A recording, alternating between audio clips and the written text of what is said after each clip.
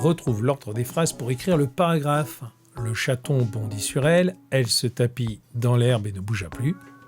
Elle avait disparu. La petite souris comprit le danger. Alors les phrases de ce texte sont dans le désordre, mais on a compris qu'on parlait d'une souris.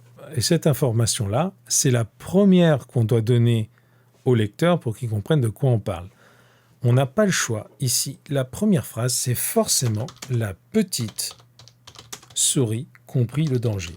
Si on ne place pas cette phrase en premier, on ne saura pas qui est elle. Dans toutes les phrases suivantes, on parle de la petite souris en la désignant par elle. Il faut forcément que dans la première phrase, on sache qui est ce fameux elle. Allez, je te laisse avancer, on se retrouve tout de suite après la pause.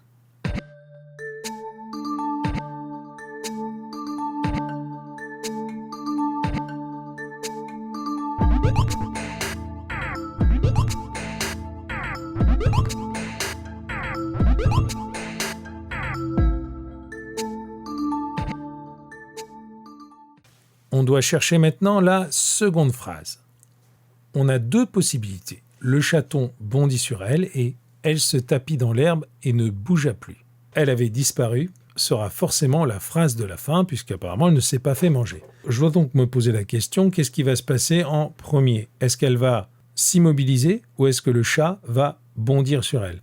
Si le chat bondit sur elle et qu'elle s'immobilise, le chat va la bouffer, elle ne pourra pas s'en échapper.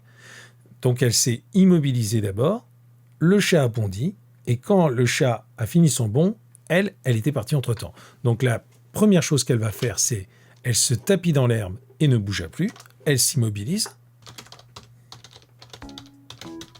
Le chaton bondit sur elle, et au moment où elle y arrive, elle a disparu. Elle avait disparu.